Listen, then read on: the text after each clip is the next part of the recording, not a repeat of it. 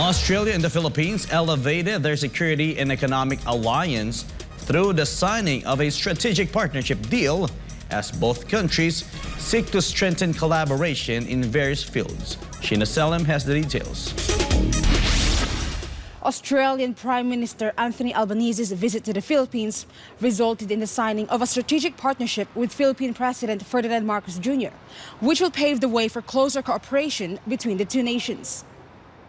Albanese's visit marks the first time an Australian Prime Minister visited the Philippines in the past 20 years. The strategic partnership deal signed on Friday, September 8, seeks to expand bilateral cooperation in several areas ranging from defense and security, as well as climate change and education. Other initiatives announced during the meeting include the awarding of more than 50 scholarships to Filipinos as a way of encouraging them to study master's and PhD programs in Australia. Both sides also agreed on the re-establishment of a Philippines Institute at the Australian National University and a reciprocal work and holiday visa arrangement for Australians and Filipinos to help young people learn about each country's cultures through tourism. Australia also pledged to contribute $64.5 million as a part of a 5-year program to support peace-building efforts in Mindanao. Australia is honoured to count Philippines as a close friend, and from today, a strategic partner. Our friendship is underpinned by trust and respect, as well as a shared vision for the region. Albanese also launched the Southeast Asian Economic Strategy in Jakarta, which aims to boost trade and investments with regional partners, including the Philippines, by 2040. Reporting from New South Wales, this is Sheina Selim, SMNI News, Australia. Philippine President Ferdinand Marcos Jr. thanked the Australian government for supporting the country's maritime claims in the West Philippine Sea during Australian Prime Minister Anthony Albanese's historic visit to Manila. Jane Teniza has the details. Australian Prime Minister Anthony Albanese and Philippine President Ferdinand Marcos Jr. in Malacanang held a joint press statement after signing several bilateral agreements earlier today. In a speech delivered on Friday, September 8, President Marcos thanked the Australian government for its strong support to the Philippines' stance on its territorial claims in the West Philippine Sea and acknowledged Albanese's call to uphold efforts in protecting its territory. Thanks to you, Mr. Prime Minister, for the strong support that you have made for the Philippines, especially during the past ASEAN conference, where you have made very clear that the claims that are being made upon Philippine maritime territory are not valid and have not been recognized and are not in conjunction or consistent with international law. Before visiting the Philippines, Albanese and Marcos convened with their fellow Southeast Asian leaders during the Third Association of Southeast Asian Nations, or ASEAN Australia Summit, held in Jakarta, Indonesia on Thursday, September 7. Albanese, for his part, emphasized that Australia and the Philippines face important security issues where both sides hold common views. The Australian official also vowed that his country's position to uphold the international law will remain consistent.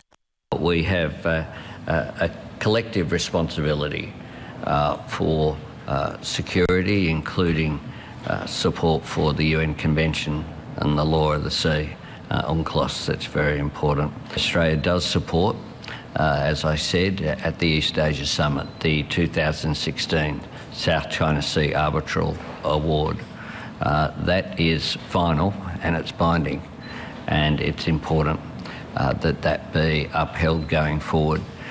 Meanwhile, both countries agreed to elevate their diplomatic relations through the signing of the Comprehensive Strategic Partnership that aims to expand bilateral cooperation in several areas, including the signing of other Memoranda of Understanding, or MOUs. President Marcos described the deal as a significant step that will not only boost relations between Australia and the Philippines, but also strengthen the country's response on issues concerning economy, peace, and security. This signing of the Joint Declaration on Strategic Partnership signals our mutual commitment to deepening collaboration across a spectrum of areas that are vital to both our country's growth and prosperity. Albanese also held the constructive meetings he had with Marcos. This elevation is an important symbol of the strength of our relationship and our shared commitment to do more together. We discussed strengthening our cooperation on regional and national security. We agreed to formalise an annual Defence Ministers meeting. The strategic partnership deal covers cooperation in various fields concerning defense and maritime, counterterrorism and law enforcement, deeper collaboration in climate action, education, development, and people-to-people exchanges. Australia is the Philippines' second largest partner in defense and security. It is also the Philippines' 14th largest trading partner in 2022. Canberra also serves as the Southeast Asian country's 11th most significant source of total official development assistance, or ODA, amounting to $180 million as of December last year.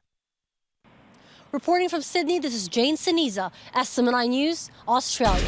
A 10-day journey from Canada to Philippines was introduced and launched in Toronto, Canada.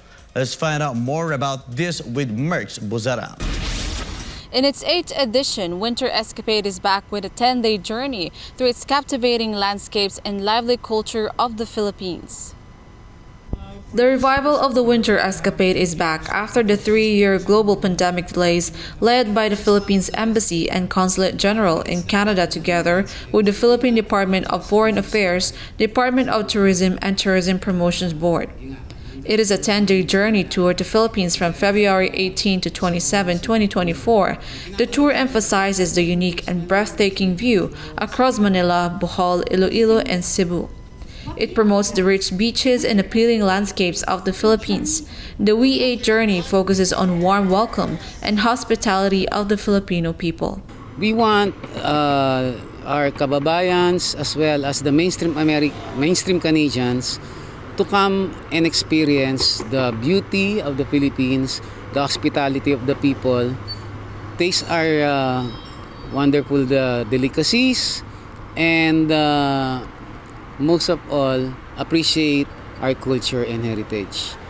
So in order for us to do that, we have worked with the local government units, we have worked with the private sector in order to provide our kababayans with very well priced tour packages. And this, aside from the good price, these are very, very well studied and well curated.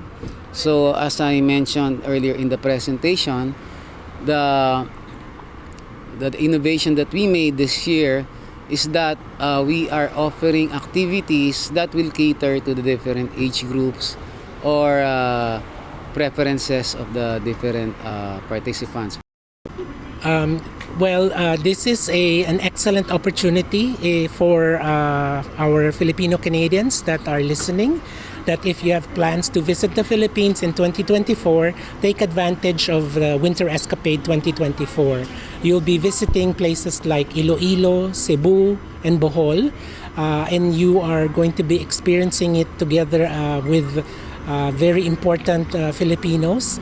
The experience would be something that's unique, very different, and I'm sure you will enjoy, and you will also avail of Philippine Airlines special fares for participants of the Winter Escapade. Winter Escapade plans to bring 300 participants from Canada to Philippines. If you want to explore and see the beauty of the Philippines, you can see the itinerary and information about Winter Escapade on their official website on winterescapadeph.com. For my God and my beloved Philippines, this has been Merck's Buzarang, SMNI News, Canada.